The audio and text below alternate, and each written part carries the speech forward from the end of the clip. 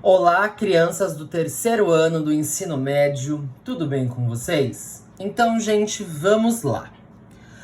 Hoje a nossa aula de revisão sobre plano inclinado. Mas, como plano inclinado é uma aula relativamente curta, porque usa basicamente as informações que nós já temos, eu coloquei algumas outras informações a mais.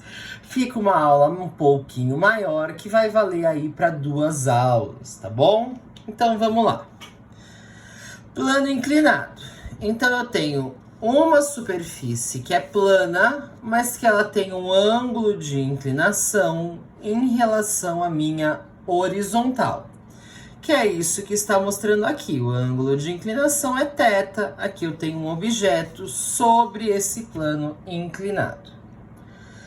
Vamos pensar em algumas forças que estão aqui presentes. Ó, primeira coisa, eu tenho uma força puxando esse sólido, essa caixa aqui para cima.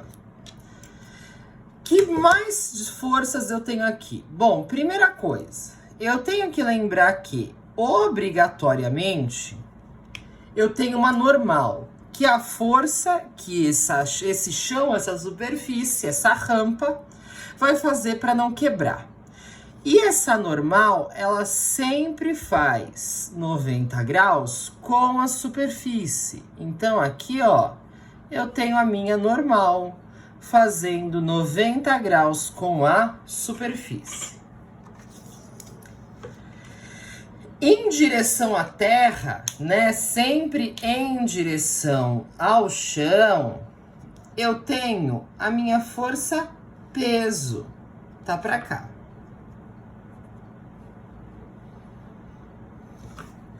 Que mais que eu tenho? Eu posso pensar também aqui para trás em uma força de atrito. Gente, se existir, tá? Nem todos os exercícios de plano inclinado consideram atrito.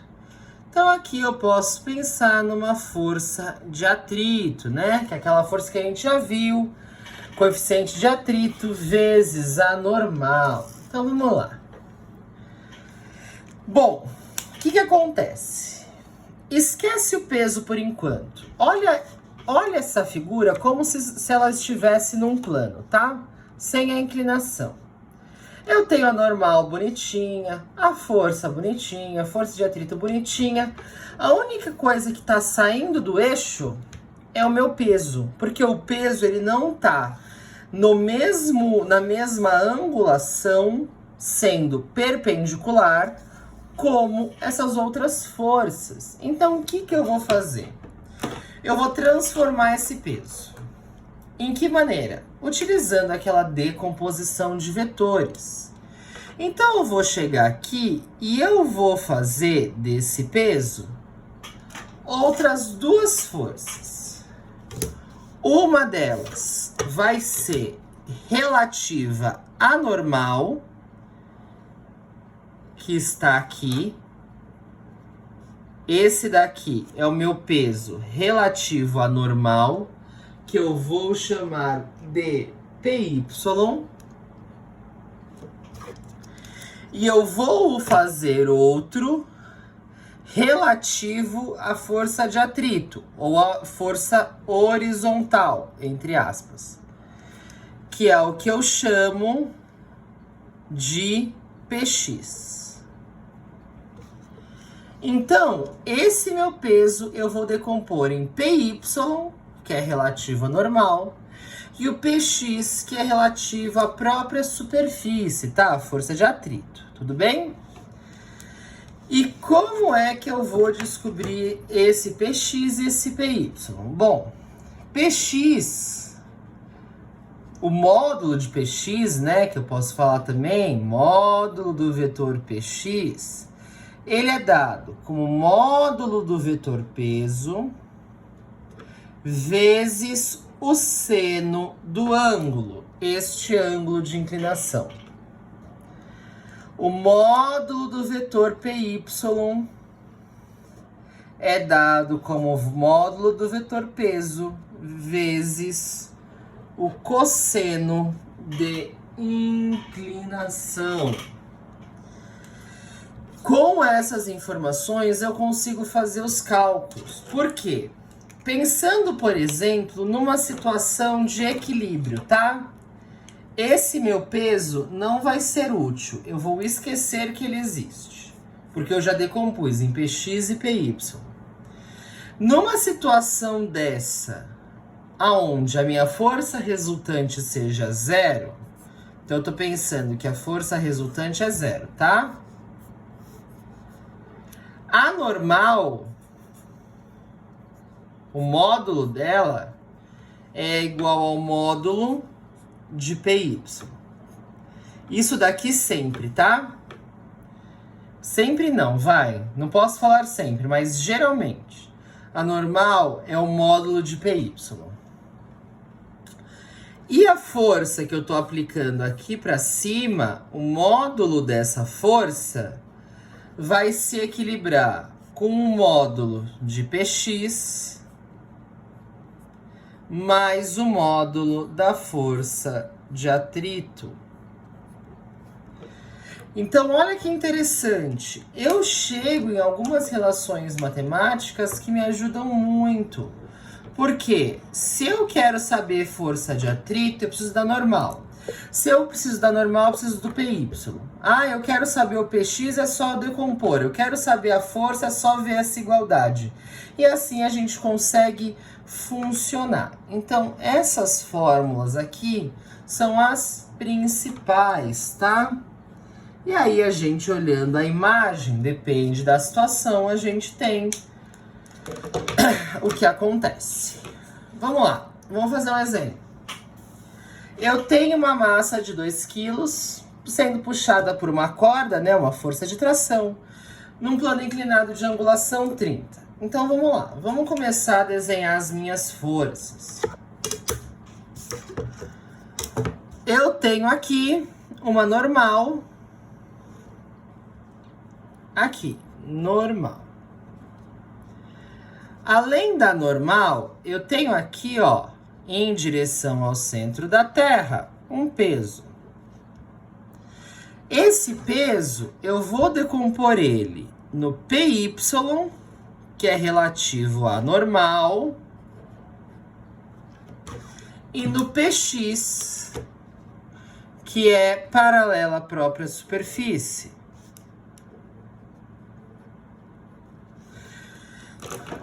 Quando eu faço essa decomposição, eu já posso cortar esse peso, tá? Aí eu penso só no Px e no Py. E aí, além disso, vou considerar aqui para trás a minha força de atrito.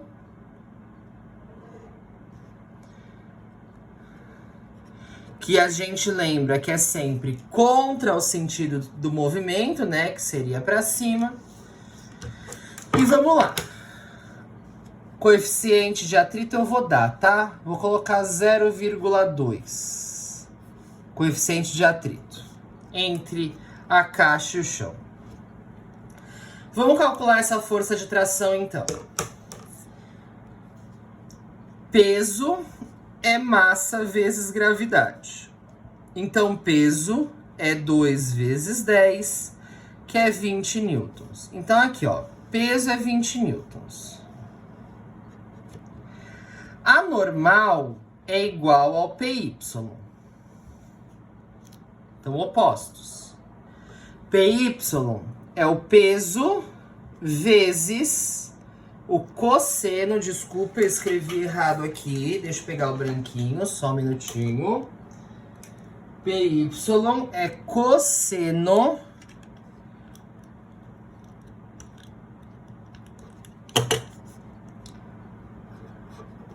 do ângulo de 30. Então, vamos lá. Normal é igual a Py, que é igual a 20, que é o peso, cosseno de 30, raiz de 3, sobre 2. Tudo bem?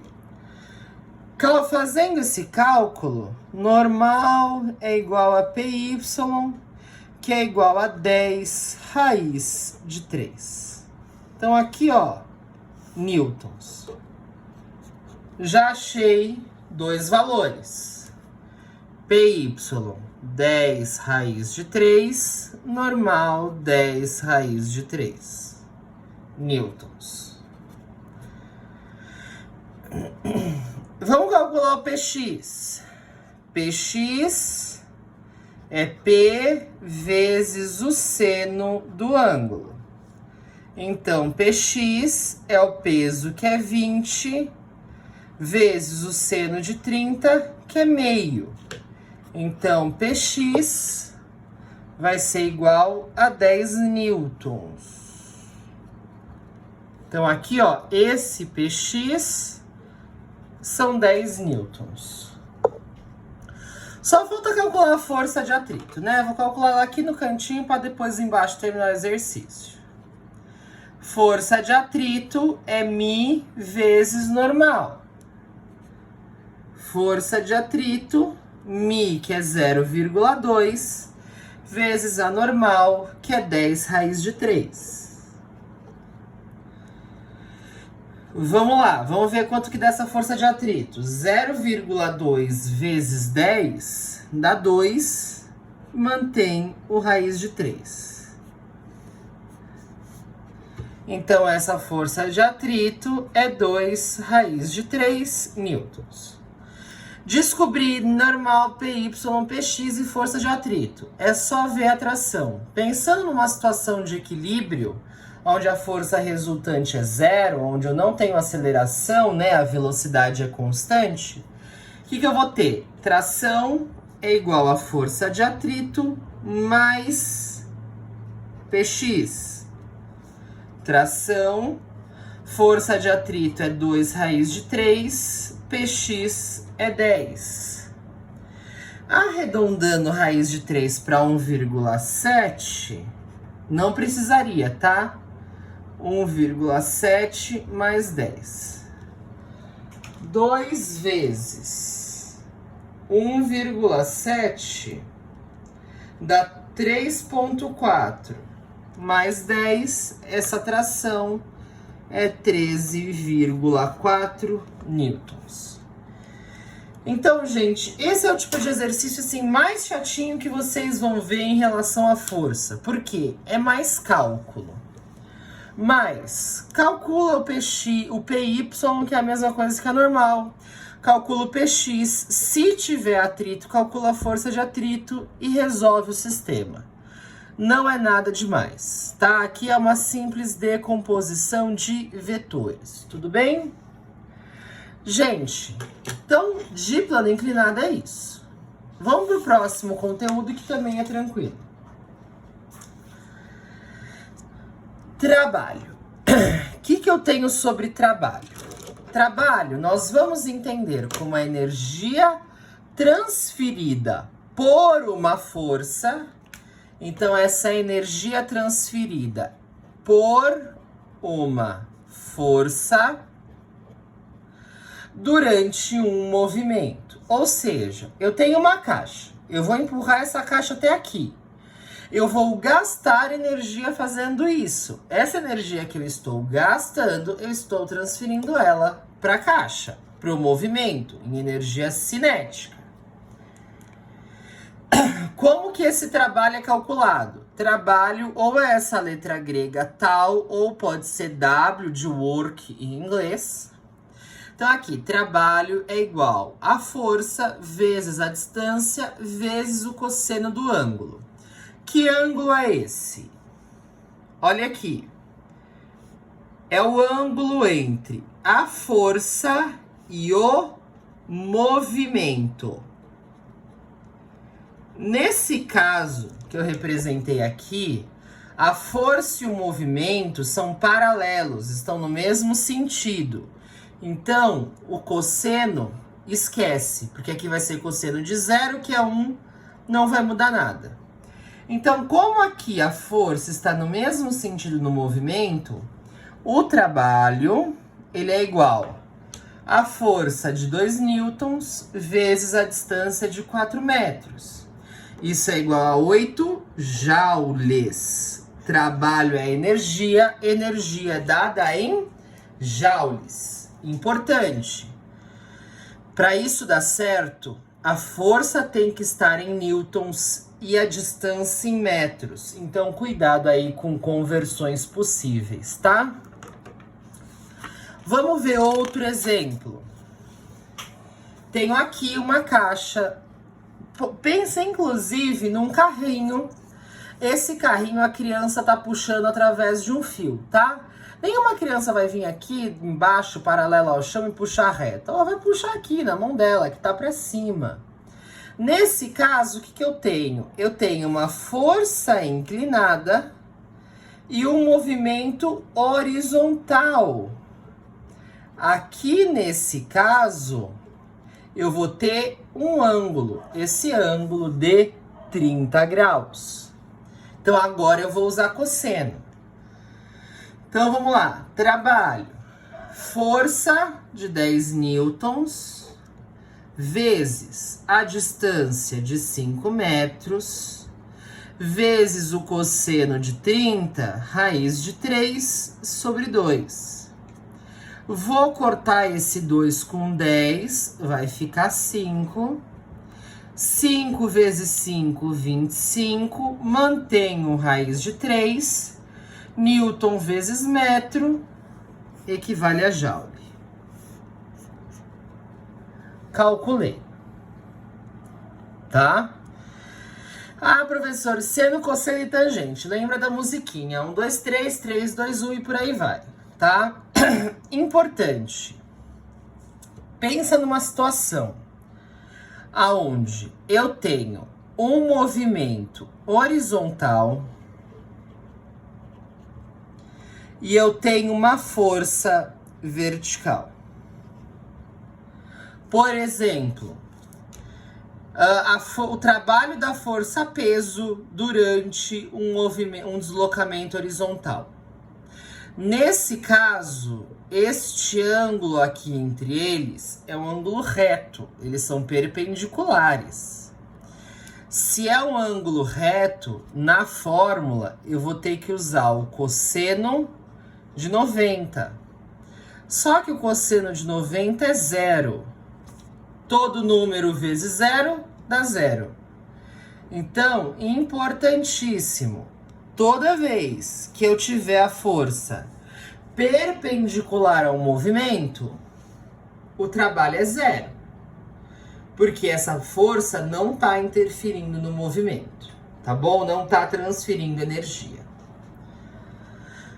Vamos lá, tranquilo, só fórmula. Potência. Vocês já viram isso no ensino médio inteiro. Primeiro, segundo, terceiro. Vamos rever o que é naquela visão do primeiro ano.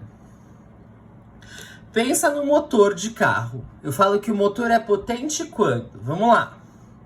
Eu estou colocando combustível dentro desse motor. Esse combustível vai vir aqui uma chama, uma faísca, uma labareda. E esse combustível vai causar uma explosão. Aqui é uma energia química, tá? Uma energia térmica, uma energia causada pela combustão desse combustível. O motor ele vai ser potente quanto mais rápido ele transformar esta energia da combustão em movimento.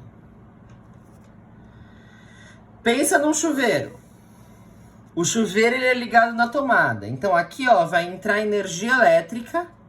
Ele vai usar essa energia elétrica, né, na resistência. A gente já viu o efeito Joule. E vai transformar em calor. O chuveiro ele vai ser potente quanto mais rápido ele transformar energia elétrica em calor. Então, gente, no final das contas, o que eu tenho? Eu tenho aparelhos, né? Motores, chuveiros ou qualquer outro aparelho que transforma energia. E quanto mais rápido acontece essa transformação de energia, mais potente é aquele aparelho. Então, pensando isso em uma fórmula, potência pode ser a variação de energia em joules sobre a variação de tempo em segundos. Porque eu vou ver o quanto de energia está sendo transformada num determinado tempo. Isso é potência, que é dada em watt. Ou também eu posso falar que a potência ela é dada pelo trabalho em joule sobre o tempo em segundos. Por que eu posso dizer isso? Pelo simples fato que trabalho na energia transferida ou transformada, aqui ó, a quantidade de energia transferida e transformada é trabalho, tudo bem? Então, trabalho dividido pelo tempo também é potência. Sempre Sistema Internacional de Unidades, tá, gente? Joules por segundo, que é igual a watt, tá? Mas isso eu acho que vocês já lembram, porque a gente estudou isso no terceiro médio inteirinho, né? Potência. Então, ó, vimos plano inclinado, vimos trabalho, vimos potência, que é uma extensão do trabalho, né? Aquele trabalho por segundo. Para terminar, a gente vai ver rendimento. O que é rendimento? Eu tenho uma máquina, pode ser um chuveiro, um motor ou qualquer outra máquina, tá? Tá entrando energia nessa máquina. Pensa que é o chuveiro.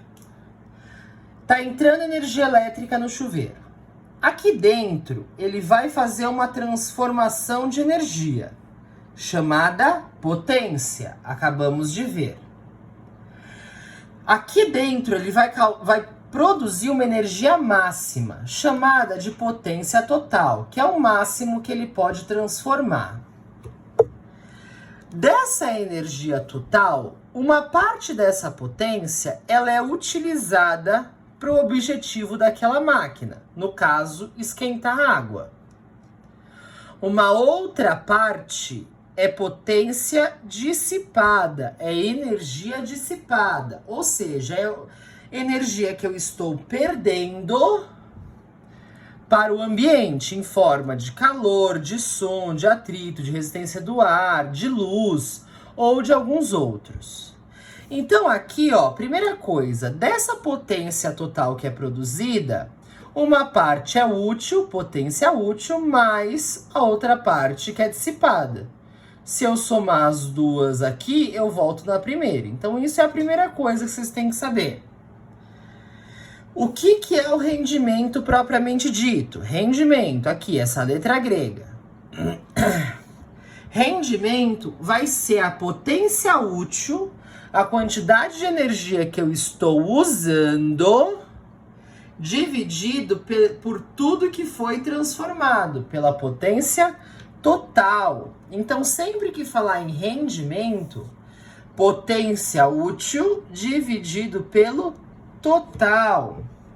Nesse caso, eu posso pensar, por exemplo, que aqui eu tinha 5.000 watts produzidos no total. Desses 5.000 watts, 2.000 watts foram usados, 3.000 watts foram perdidos. Então, se eu somar os dois, vejam que eu volto no primeiro, tá?